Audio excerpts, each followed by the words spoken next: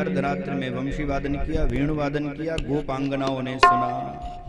निशम्य गीतम तदनंगवर्धनम ब्रजस्त्रिय कृष्ण गृहीत मानसा आजग्मुरन्योन्यमलक्षितोद्यमाः स यत्र कांतो जवलोलकुंडलाः। निशम्य गीतम तदनंगवर्धनम। गोपिकाओं ने भगवान के दिव्य वेणुनाद को सुना तो जो जिस अवस्था में थी जैसे थी दौड़ पड़ी। लिम्पन्त्य प्रमिजन्त्योन्या अंजन्त्यकाशलोचने। कोई लिपाई कर रही थी तो हाथ में गोबर लगा था, कोई आंख में अंजन लगा रही थी तो एक आंख में लगा था वैसे दौड़ पड़ी, कोई पैर में महावर लगा रही थी तो एक पांव में लगा था, वो भी अभी सूखा नहीं था, एकदम आर्द्र था, गीला था, उसी अवस्था में दौड़ पड़ी। व्यतस्त्र वस्त्राभरणा, जैसी थी जिस अवस्था में थी दौड़ पड़ी। गोपिकाओं ने श्रृंगार नहीं किया। क्यों? क्योंकि यहाँ वासना नहीं है, प्रेम है, और वासना में बाह्य श्रृंगार की आवश्यकता होती है और प्रेम में अंदर के श्रृंगार की आवश्यकता होती है। अच्छा, एक और बात बताओ, रात के 12 बजे आपका कोई प्रिय व्यक्ति कातर होकर के आपको पुकारे तो आप क्या पहले बेल्ट पहनोगे, पहले कंघी करोगे, या जिस अवस्था में हो उसी अवस्था में दौड़ पड़ोगे? तो जो वर्षों से जिसकी प्रतीक्षा थी कि वो हमें पुकारे, जब उसने पुकारा तो उन्होंने बाह्य श्रृंगार नहीं किया, क्योंकि यहाँ वासना है ही नहीं, विशुद्ध प्रेम है। गोपिकाएं दौड़ पड़ी। भागवतकार वर्णन करते हैं, जब वे घर से बाहर निकलने लगी तो उनके पतियों ने कहा, कहाँ जा रही हो? तो उन्होंने कहा, तुमको सुनाई नहीं पड़ रहा? भगवान की दिव्य बंशी बज रही है, हमें सुनने जाना है, हमें कृष्ण के पास में जाना है। उनके पतियों ने कहा, रात के 12 बज रहे, हमें भी कृष्ण की वंशी अच्छी लगती है, पर इस समय कोई जाने का अवसर है, चलो घर में। और हाथ पकड़ करके अंदर ले गए और दरवाजा बंद कर दिया। जरा ध्यान पूर्वक श्रवण करिए। सारी गोपिकाओं को उनके घरों में बंद कर दिया गया। जब वे भगवान के सन्निकट नहीं जा पाई तो वियोग के कारण उनका शरीर काला पड़ गया, और जब शरीर में वियोग की अग्नि उत्पन्न हुई उससे उनके सारे पाप जल करके भस्म हो गए।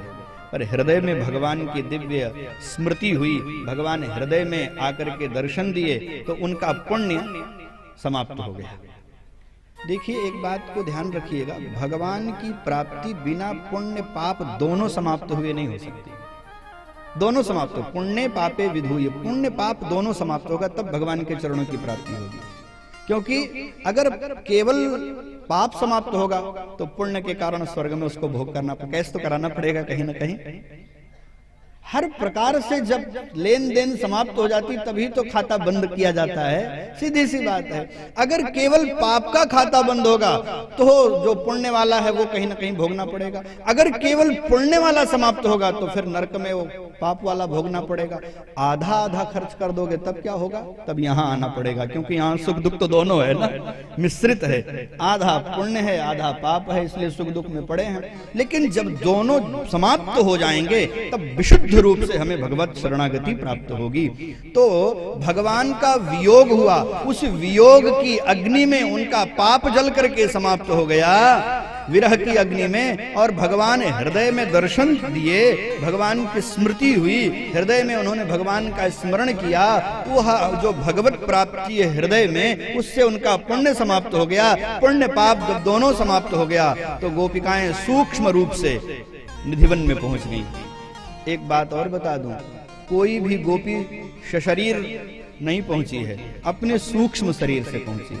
हमारे केवल यही एक शरीर नहीं है, इसके नीचे भी एक सूक्ष्म शरीर है, नहीं तो ये तो शरीर जल करके भस्म हो जाता है। फिर कौन स्वर्ग में सुख भोगेगा, कौन नरक में यातना भोगेगा? वह सूक्ष्म शरीर, वह सूक्ष्म शरीर को ही तो पिंडदान करते हैं, जल देते हैं, नहीं तो फिर यह तो शरीर जल करके भस्म हो गया।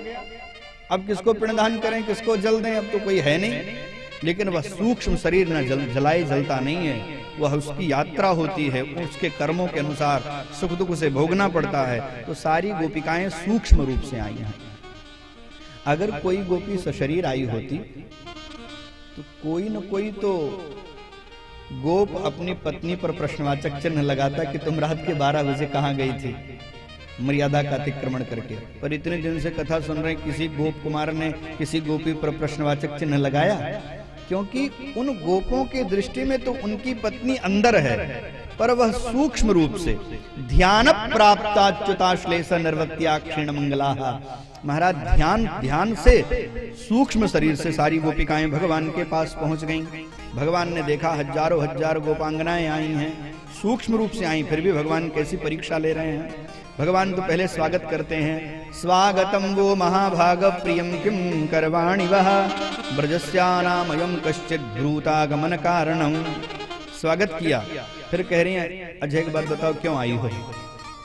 वैसे जैसे आप किसी के घर जाओ, वह स्वागत करे, सम्मान करे और बढ़िया बैठाए आपको, और फिर धीरे से कहे क्यों आए हो? मैंने आपका निमंत्रण था तभी तो हम आए, शाम से 2 रोटी कम खाए कि कल भंडारा है, और आप माला पहना के कह रहे हो क्यों आए हो? ये कोई पूछने वाली बात है? वर्षों से तपस्या की, साधना की, ऊपर से आपने बुलाया और हम आ भी गई हैं, तो पूछ रहे हो क्यों आए हो? इतने कठोर मत बनो श्री कृष्ण। भगवान ने कहा ऐसा करो, रजन्नेशा घोर रूपा घोर सत्व निषेविता प्रतियात व्रजम नेहस्थेयम स्त्रिभिः सुमध्यमाः। अगर तुम ये कह रही हो कि हम निधिवन का दर्शन करने आए हैं, तो तुमने दर्शन कर लिया, लौट जाओ, यह अंधेरी रात है। और उसके बाद मैं अकेला पुरुष हूं यहां पर। दूसरी बात यह है कि यहां हिंसक पशु हैं, लौट जाओ तुम। गोपिकाओं ने कहा कृष्ण लौट जाएं, यह आप कह रहे हो? पहले तो कहते हो सर्वधर्मान परित्यज्य मामेकम शरणम ब्रज, सब कुछ छोड़ के मेरी शरण में आओ। सब कुछ किसी का छूटता है, भले मुश्किल से तो हम छोड़ करके आई हैं, और आप कह रहे हो लौट जाओ।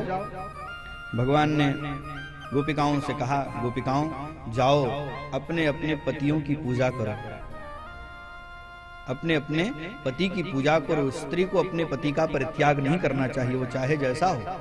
वृद्ध रोग बस जड़ धन हीना, अंध बधिर क्रोधी अति दीना, ऐसे हु पति कर की अपमाना, नारी पाव जमपुर दुख नाना, अतिस्त भर नहाते भोलो के भरपात की। लौट जाओ, पति की सेवा करो। गोपिकाओं ने कहा एक बात बताओ, एक बात बताओ, पति की सेवा करने से क्या मिलता है? श्याम सुंदर ने कहा तुम्हें भगवत प्राप्ति हो जाएगी, भगवान के दर्शन हो जाएंगे। अगर कोई अपने धर्म का ईमानदारी से पालन करे तो उसको भगवान के दर्शन हो जाएंगे। गोपिकाओं ने कहा कह भी रहे और समझ भी नहीं रहे हो। अगर हमने अपने धर्म का ईमानदारी से पालन न किया होता तो इस निधिवन में तुम्हारा दर्शन संभव था?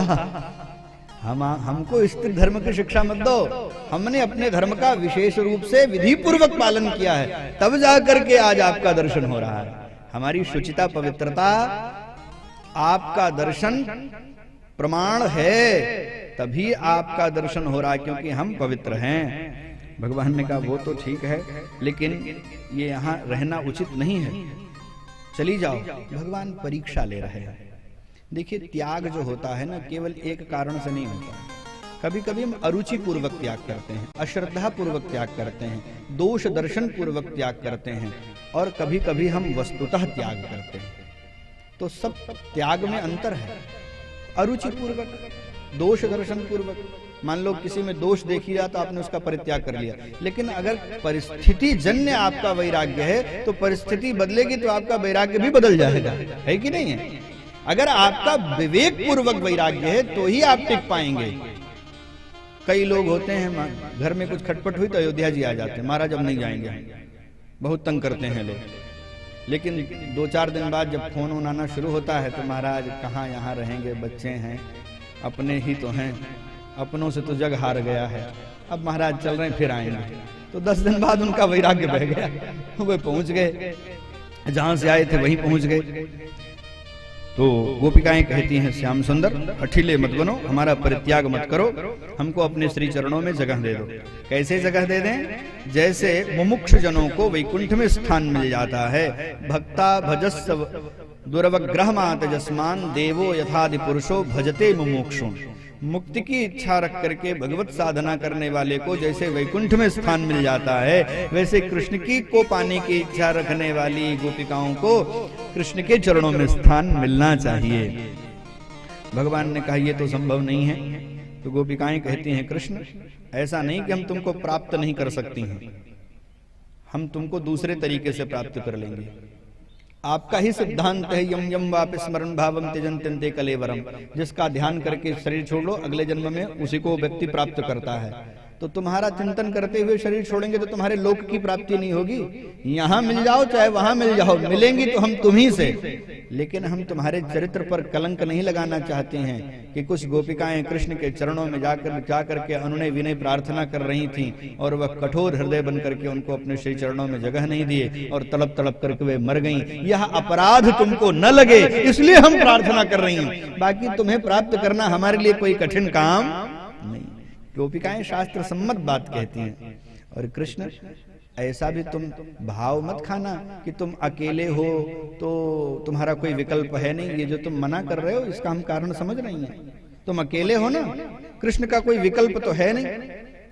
कभी कभी किसी मार्केट में अकेली दुकान होती कपड़े की ना, तो वो सेठ जी बड़े प्रेम से बैठे रहते हैं, लेना तो पड़ेगा ही, जाओगे कहां।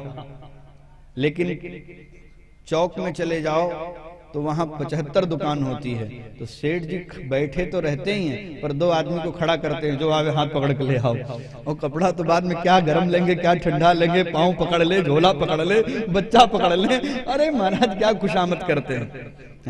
किसी बस स्टैंड पर लास्ट बस खड़ी हो ना, तो ड्राइवर और कंडक्टर दोनों मगन रहते हैं, कहाँ जाएंगे अब ये, बैठेंगे तो हमारी में। लेकिन अगर जहां 10-5 बसें लगी रहें वहां तो ड्राइवर साहब भी चिल्लाते रहते हैं, कंडक्टर साहब भी चिल्लाते रहते हैं, अब आ जाओ भैया, हम जल्दी पहुंचा देंगे, सीट भी खाली है। और अटैची भी पकड़ लेते, कभी कभी देखा होगा आपने, वहां से ही पकड़ के ले आते, उठा के ले आते हैं, कितनी खुशामद करते हैं। पर आप तो उसी अकेले की तरह हो, तुम्हारा विकल्प तो कोई है नहीं, इसलिए भाव खा रहे हो। लेकिन ये भी ज्यादा दिन चलने वाला नहीं है, क्या करोगी। नोचेद वयम विरह जाग्मुपयुक्त देहा ध्याने नयाम पदयो पदवीं सखेते, ध्याने नयाम पदयो पदवीं सखेते। ऐसा करेंगी जैसे एक भरत नाम के राजा थे, मृग मृग कह करके मरे थे तो मृग बन करके पैदा हुए थे। जड़भर जी का प्रसंग याद करिए। तो जिसका स्मरण करके जो मरता है अगले जन्म में वही बन करके पैदा होता है। तो हम हजारों हजार गोपिकाएं कृष्ण का स्वरूप चिंतन करती हुई, कृष्ण का नाम लेती हुई अपने शरीर को पूरा कर देंगी, और हम ही हजारों हजार गोपांगनाएं कृष्ण बनकर के पैदा हो जाएंगी। हजारों कृष्ण घूमने लगेंगे, तुम्हारी कीमत कौड़ियों में हो जाएगी, कोई नहीं पूछेगा तुमको। इसलिए अपनी महत्ता बरकरार रखना चाहते हो तो अपने श्री चरणों में जगह दे दो। और ये सब शास्त्र धमकी भी दो तो शास्त्र सम्मत। ये गोपिकाओं ने उन्होंने विनय प्रार्थना के बाद धमकी दी है, और ये धमकी शास्त्र सम्मत धमकी है। ये प्रमाणिक है कि नहीं है। अगर भरत जी मृग कह करके मर सकते हैं तो मृग बनेंगे, तो कृष्ण कह करके प्राण छोड़ने वाला, उत्सर्जित करने वाला कृष्ण नहीं बनेगा। सिद्धांत तो परिवर्तित नहीं होगा। इसलिए हमको अपने श्री चरणों में जगह दे दो। भगवान फिर भी कठोर बने रहे तो बिंबाधराणी चरणे न भुवम लिखंत्यः। गोपिकाएं कहती हैं, हे पृथ्वी माँ, अगर श्री कृष्ण अपने चरणों में जगह न देना तो जैसे तुम फट गई थी और सीता जी को अपनी गोद में जगह दे दिया था, वैसे हमको अपनी गोद में जगह दे देना। अब हमें लौटना नहीं है। और श्याम सुंदर, तुमको छोड़ करके भला हमारे पांव जाएंगे उधर? अरे श्याम सुंदर, तुमको देखने के बाद अब और अच्छा लगेगा। एक बात बताओ, हंसोगे तो नहीं?